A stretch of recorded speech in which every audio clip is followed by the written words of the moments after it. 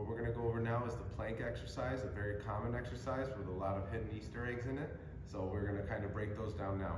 Starting off, we're gonna go over a modified plank. We have Roland's elbows slightly elevated off the ground to alleviate the angle, which can help with some pressure in your lower back. We're gonna start with a very modified version of a plank where Roland's gonna slide his knees, walk his knees backwards, and we're gonna basically do an elbow and knee plank.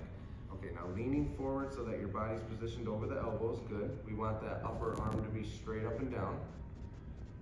Roland's going to squeeze his butt cheeks low towards the floor and curve his lower back up like he just did. Great job.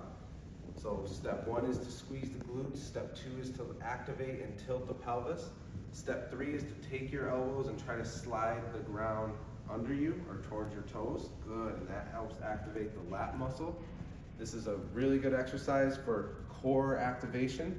We don't like to hold these more than 30 to 45 to 60 seconds because there's no point in activating your core for that long.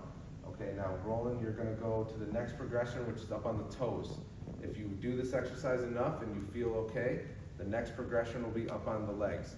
We're incorporating a new muscle group in here, the quads. Roland's gonna straighten his knees out as much as he can, squeeze his glutes. He already lifted off the ground and tucked the core up, yep. And then number 5 is gonna be to drag those elbows down to the toes. Nice, and that is a harder version of just a standard plank. We call this a hard line or an RKC plank. And the point is to not just balance on your elbows and toes. You're contracting your muscle groups, which is gonna cause instability leaks to come out, where you'll see some shaking, totally part of the process. Keep practicing, you'll improve and get better upon this, and you'll feel your core get stronger.